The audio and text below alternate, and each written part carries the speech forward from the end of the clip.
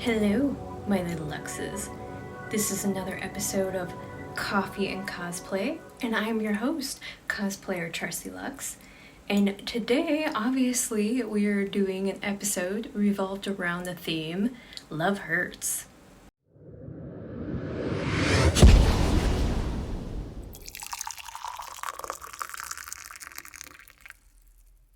Now, I'm sure we can all relate to this topic in some which way or form due to the fact that we've all been a part of some kind of a bad breakup, bad relationship, or even terrible friendships. Because let's face it, even in friendships, you can still love the person and the individual that's in it because they can be like a sibling to you and they mean a lot to you. They're like family. So, yeah, love hurts sometimes. Now, obviously with this theme, it was more along the lines of thinking horror themed and revolving it around, My Bloody Valentine.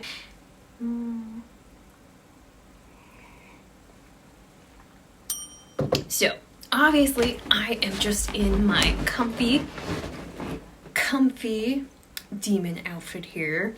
I figured the inspiration for this one was the idea of having my robe that makes me think of Vincent Price when he's in that fancy velvety looking overcoat type idea.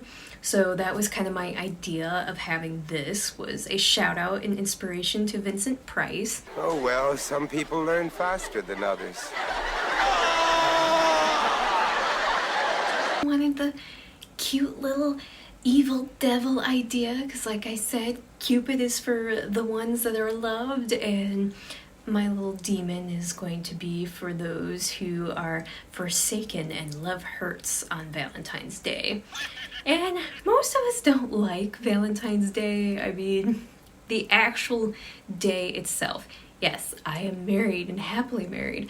I don't like Valentine's Day. So obviously I love horror themed Valentine's inspired stuff. But with Valentine's Day, what's weird is that my favorite symbol, because everybody's got like a favorite kind of symbol, and I have a friend that she's obsessed with stars and that kind of stuff. Well, me, I'm obsessed with hearts. So, I mean, obviously everybody sees that my two favorite emojis are usually a black and a red heart, so I just love and appreciate the symbol. And I've always been that way. Since I was a little girl, I was always putting hearts all over everything. But I'm not a fan of Valentine's Day. Because to me, it's like it's a Hallmark holiday. Let's just call it for what it is. You're learning I have a sweet side to me. Grandma's recipe. Well, I'm gluten-free, but this is the part of the movie where I'm starting to be interested in you. And a corporate moneymaker type of thing. But you get all these couples that they make it a big deal. We're gonna go out on this fancy dinner, go on this date for Valentine's Day, and it's like, why can't you just do that regularly? That's probably why I don't care about Valentine's Day, is because me and my husband have date days. We have date nights. Or our movie date nights where we're just hanging out in the living room just binging on movies and making nachos and popcorn and just enjoying each other's company. So Valentine's Day to me just feels like this glorified date day that you as a couple should be doing anyway.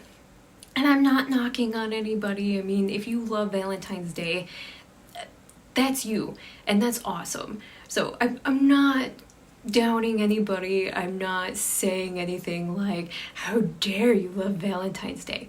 To me, I just see it as an artificial, silly holiday where it's just, if I'm gonna plan a date with my husband, I'm not gonna plan it on Valentine's Day because the worst time of the year to try and go on a date because everybody is out and about, and why would I want to?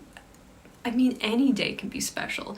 I mean, getting home on a Friday night after a long, hard day or a long, hard week at work where both me and my husband can just be like, hey, let's throw in some nice clothes and drive out to one of our favorite sushi places and just have an impromptu date. And I would rather do that because it's not like super busy and you don't have to make a reservation or anything like that. That's probably why like I said, I love and appreciate horror-themed Valentine's Day movies.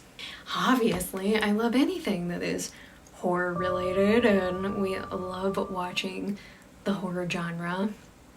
But as we always say for Coffee and Cosplay, is the fact that it's me taking some real-life stories and pulling them in here and kind of sharing a little bit of me with you guys and just having some relatable ideas with my topic and theme. For Love Hurts, like I said, we've all had those terrible relationships that we've always had to unfortunately deal with, but they're life lessons. And mistakes can help us to grow. Or at least they should. I should say they should. Mistakes can be something to give you a life lesson and to grow. Unfortunately, there are some people in this world that can't take accountability and can't learn from their mistakes, but hey, what do I know?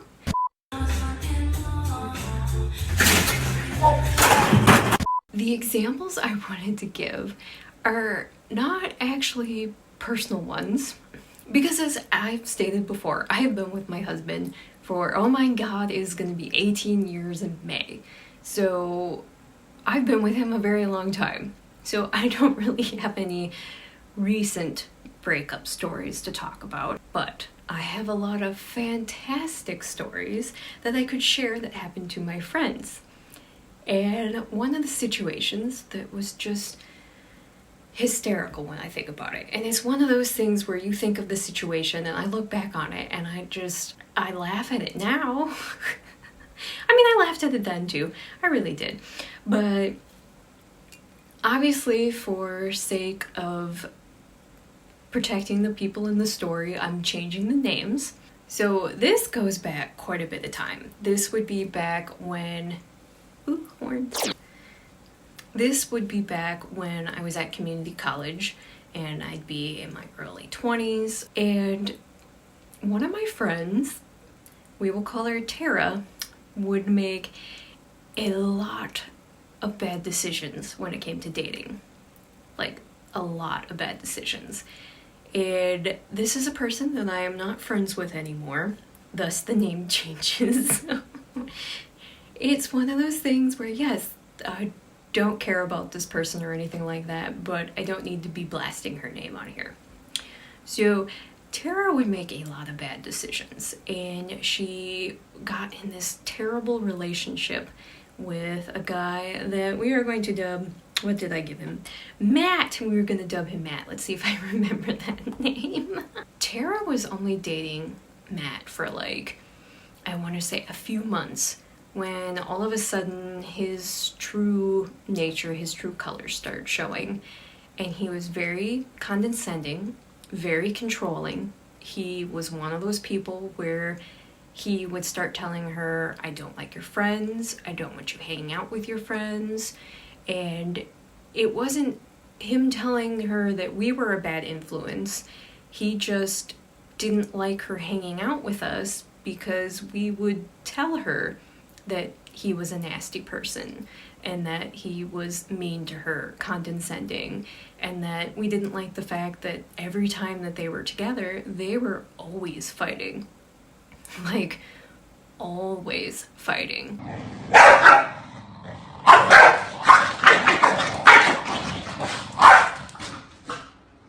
He wouldn't even enjoy anything with us, and we tried to come up with ideas that we could do together as a group that maybe he'd be okay with, and like we'd plan like movie nights, like, hey, let's just hang out and watch some movies, and he'd be like, no, I don't want to watch what movies you guys watch because the movies you like are stupid. And then we call him out on it. It's like, well, if you think what we watch is stupid, then you're essentially saying that what your girlfriend watches is stupid, because I know for a fact, growing up with Tara my whole life, that she liked and loved the exact same stuff that we did. And Tara was my friend that we watched horror movies together. She was my girl. In fact, when we first met in 5th grade, that's how we became best friends, was because we were at a birthday party and we got ostracized from everybody else because we wanted to tell ghost stories, and our ghost stories were just far too scary for everybody else. They wanted nothing to do with us, and we became the creepy girls of the party. And I remember me and Tara staying up like all night, and we were sitting on the stairs just telling each other scary ghost stories to the point where we were so scared we couldn't even go to bed that night. So, but that's how Tara and I had become best friends. So him trying to tell us, like, I'm not gonna come over and watch a bunch of horror movies with you guys because that's just stupid. Who watches horror movies? And I'm like, your girlfriend. Go on, ready.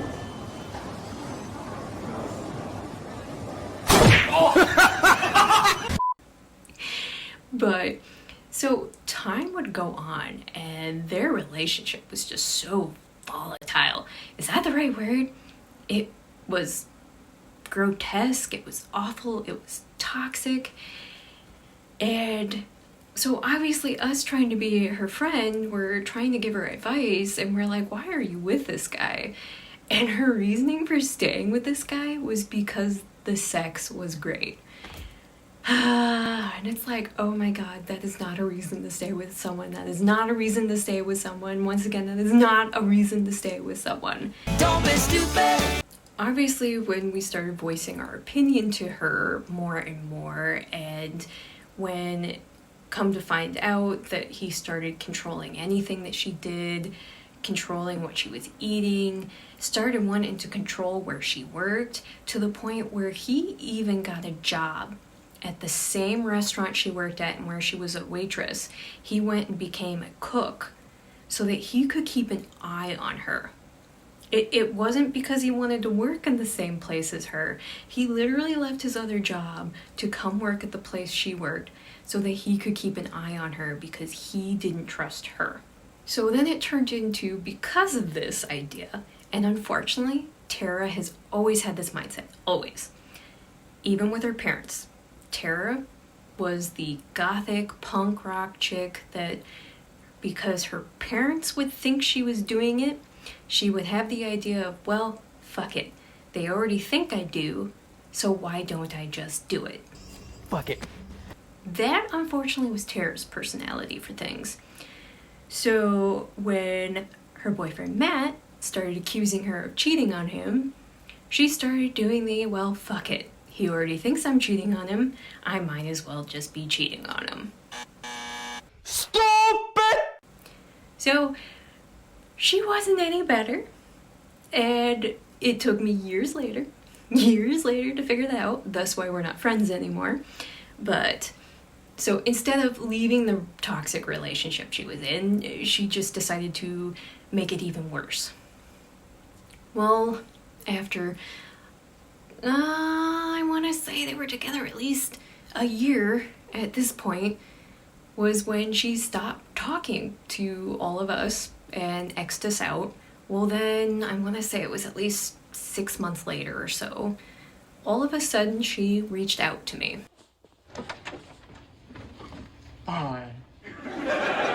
Come to find out, she had finally left Matt and she was ready to reconnect with her friends. Well, me being the nice, forgiving person that I am was thinking, oh yeah, I'll just let you back in my life again, and, you know, never mind the fact that you just stopped talking to all of us and ghosted us and blamed us for your problems, but yeah, sure, we'll reconnect. So she had left Matt. Come to find out, she had only left him because she got interested in a guy that she was cheating on Matt with and wanted to be in a relationship with this guy, and we'll call this guy Ben. So she really wanted to be in this relationship with this Ben guy, to the point where it finally got her to break up with Matt. This Ben guy was a lot like her personality. He was into the same stuff as her, which is the type of relationship she should have had in the first place. So wanted to bring us friends along, and she reconnected with me and my other good friend Bree, and that we finally were hanging out again and doing stuff together and having full conversations. And of course, me and Bree were listening to her fantastic stories about this Ben guy, and that we really liked, well, the stories that we were getting from her. We really liked this Ben guy, and we're thinking, yeah, this guy's so much better than Matt. He already has the same interest as you. So of course we are happy for her, and we want her to move forward with her life and to finally get away from the toxic relationship she had. Well, come to find out, Ben didn't want to be in a relationship with Tara. He saw Tara as this toxic person. He was okay being with her when she was in a relationship with another guy because he had no interest whatsoever being with her. He just wanted the fun fling that he was having with her. And he didn't want anything serious with her because he was still pining over his original relationship from his ex-girlfriend, Allison. So where Tara had broken up with Matt to be with Ben, Ben would not date Tara, and he went back to his old relationship with this Allison girl. So, fun back and forth. Gotta love being in your early 20s. I mean, everything was nothing but chaos, I swear to God.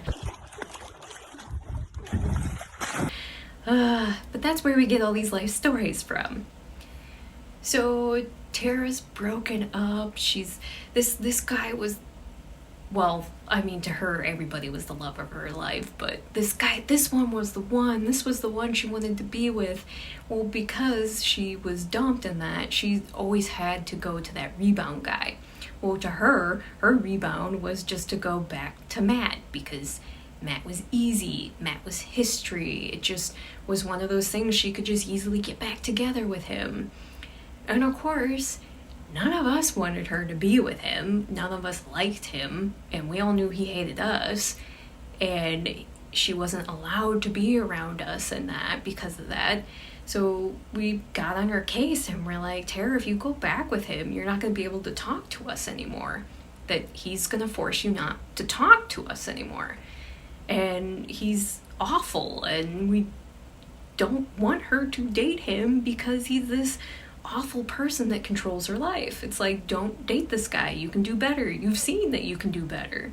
Just because better didn't want to be with you doesn't mean you can't find someone else. But anyway, don't be stupid. Tara decides to talk her now, again, boyfriend Matt, into giving us another chance. We gotta love how they put that way. Had to give the toxic, awful person, to give us, the friends who've grown up with her entire life. Me and Bree both knew her since, because I knew her since 5th grade. Bree knew her since junior high. So, I was gonna say, how old was I in 5th grade? I can't do math right now. I was like 11, I want to say, when I met her. And Bree would have met her when she would have been like 12, 13. We had both known her, essentially, since childhood. And here was this guy who was a piece of shit, who was telling her, I'll give them one more try, and then I'll decide if you can hang out with them. Bitch, what? Which, that's a red flag. That's a big red flag. If someone is saying that to you, if you are in a relationship with someone that is doing that kind of control to you, get out. Run. Run, bitch, run. Run, bitch! But anyway, the decision was that we were all going to get together and that we were going to go to the mall. It was a good 45-minute drive for all of us to get to this mall that we were going to go hang out at, but we were all going to carpool. Matt and Tara picked up me and my husband first, so it was me and Arkanon, and then we rode out to pick up Bree. I'm already laughing because I'm picturing it. And of course, we're all not happy about this situation anyways, because Tara is pretty blunt about everything that she says. And that's always the one thing about her, was that at least she was always honest about what came out of her mouth, for the most part. But in the situations where she was talking about him and the fact that her boyfriend Matt didn't like us and that, but she would do the same thing to him, where she would tell him, well, my friends don't like you. Well, for obvious reasons. So we go and pick up Bree, and we're on our way and we're heading for, I want to say, the highway so that we can start heading to the city. I don't even remember because it's been so many years, but something happened where Tara and Matt just start bickering.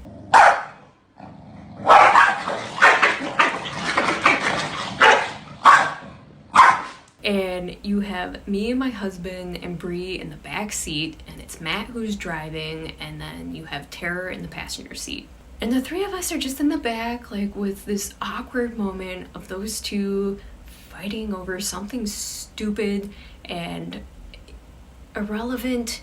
In order to break up the fight, Bree decides to bring up, so Tara, what happened to Ben? Oh! Oh, no, she didn't! Oh, yes, she did! And of course, you have me and my husband in the back. They're just like, whoa, my God, did you just say that out loud? And Matt clams the fuck up and stops talking altogether, and you just tell he's pissed. And he's just staring forward. And of course, you have Tara who wants to freak out, and she looks at Bree. She's like, we don't talk about him, and we're not going to talk about that right now. And I'm just kind of like texting Bree, like, So of course, Bree texts me back. She goes, I just want them to stop fighting. I mean, I guess bring up the ex-boyfriend to the now boyfriend. Yeah, I guess that will stop the fight. It did. But it was very awkward drive. Or in our case, ride. So we finally get to the mall. Of course, the whole time, Matt just wants to separate from us, where he wants to go and do his own thing. And of course, Tara has to talk him into the whole fact, like the whole point was for all of us to hang out together. And of course, you could tell they're doing the whole whispering thing and what's going on. So we finally are all shopping, doing our thing. And after being there for about an hour or so, we decided, hey, let's go to the food court and get some food. So we got our food and we're all at the table eating and just talking about whatever. And then my husband all of a sudden goes, are you freaking kidding me? Me and Bree look at him and he points, and when we look, we see that Ben is walking over to our table. What? What the fuck? And comes up to our table and he sees Tara, obviously, and he's like, hey, how's it going? And just has this full-blown conversation. Doesn't even acknowledge Matt or anything, just is having this full-on catch-up conversation with Tara, and you could just tell the look on Tara's face that she is just mortified and she doesn't know what to do. You can just feel the tension. You can feel the anger and the hate and this just negative aura coming off of Matt as he's just staring at Ben. And then you have poor Tara, who's like giving Ben these one-line answers while he's trying to talk to her. And all of a sudden you have me and Arkanon and Bree just kind of like staring like, oh my God, what the hell is gonna happen? And good old Bree, doing what Bree does, all of a sudden out loud goes, awkward!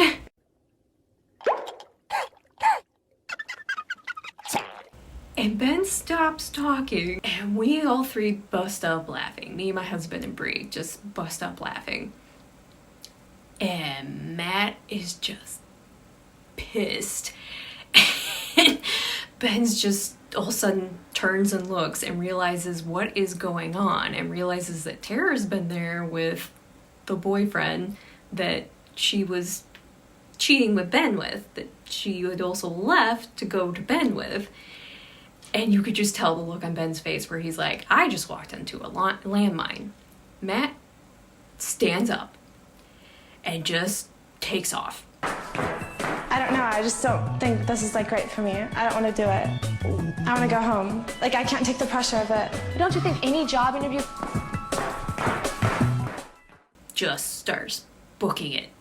And At first, when he first stood up, we were thinking, oh my god, is he gonna punch Ben in the face? But no, he just stood up and then he just turned and just started walking. And you could just tell he was pissed. Here you have Tara, who gets up and it's like, it's okay, baby, it's okay, baby. And just chasing after him. And it's just like, oh my god, oh my god, oh my god. And Ben, of course, turns and looks at us. And it's like, okay, well, I'll see you guys later, and just continues his way down the mall. And of course, you have me, Arkanon, and Brie, and we are just dying. We are laughing so hard. Then you have all three of us just mimicking Brie with awkward. She used to also do the awkward turtle thing all the time too, and that probably stemmed from that day. But oh my god, and it's like I can't even remember everything that Tara was literally screaming after her boyfriend while she was chasing him. All I can remember is that basically she just was, I could just hear her being like, baby, I love you, baby, it's okay. And, it's just, I'm thinking the whole time, we're never gonna see this girl ever again. We're never going to talk to her again. We're never going to see her again because this Matt guy's going to want nothing to do with us. And I was 100% right. After the very long, awkward drive home, we never saw or heard from Tara ever after that because she stayed with that Matt guy and he treated her like shit. Unfortunately, after she left the Matt guy, she got into another toxic, terrible relationship. And so, unfortunately, she's one of those people that is a part of that line of never took accountability and never learned from her mistakes and just kept making them. She hadn't changed, and that she was still the same person that she was, and that she wasn't going to be trustworthy or dependable or anything like that. Essentially, with this love-hurt story, not only was it talking about this awful, terrible relationship that she had with this boyfriend that she had, essentially was the fact that Tara was like a sister to me. Like I said, she was my girl. She was the one that was my ride or die. Like, we watched horror movies together. We just did everything together. And when she hit high school, something happened and she just totally flipped in her personality, and Tara wasn't the same person anymore. And I kept trying to hang on to that friendship that I had before and not realizing what she was changing into.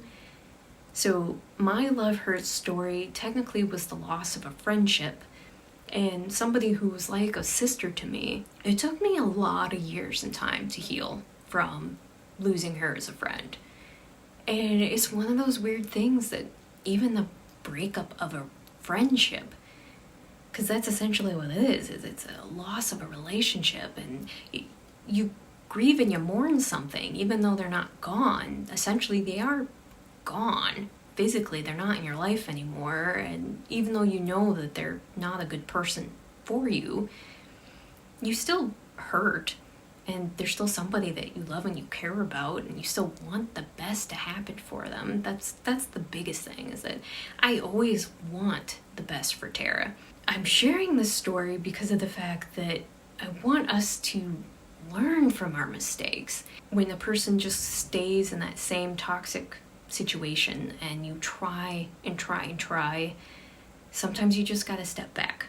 Since this was a common occurrence for her, it was easy for me just to step back and say no. And sometimes we have to make those tough decisions. No matter how much she was like a sibling to me, how much I loved and adored spending time with her back in the day, I couldn't stand the person who she had become. From what I understand from the few people who still keep in touch with her, which is not a lot of people anymore, they have told me some pretty bad horror stories. So obviously, for my Coffee and Cosplay episodes, I would love to have a moral to the story, especially for this one. And this one, get help. Like, seriously, if you are in a situation with a toxic relationship like that, get out of it. Listen to your gut. If someone is trying to control you and keep you from your friends or keep you from who you are and won't let you be you, that's not a relationship. Run. Get out of it. Run, bitch! We can say love hurts, but we don't want that to be the real outcome of things. Kind of ended on a darker note because I couldn't go, hey, there's a happy ending to this, and that Tara and I reconnected and she got out of all of her toxic relationships and she's perfectly happy now. But I mean, I guess the happy note could be that I didn't stay in that friendship and end up being in that cesspool all over again and end up being hurt all over again. I guess there could be a small moral to it. I want to thank you for joining me here on another Coffee and Cosplay, and as always, I want to wish the best to all of you, and that if you do celebrate Valentine's Day, I hope you have a wonderful time and that everything goes smoothly and safe. And obviously, we don't want toxic relationships for anybody. I hope everybody has healthy, loving relationships. And if you want to follow me on my other social medias, you can follow me on my Twitter for Charsie Luxxx with 3 X's, or you can follow me on my Instagram for Charsie87. And I want to thank you so much for joining me again. And no matter what time of the day it is, I hope you have a Luxy Charms kind of day. Bye.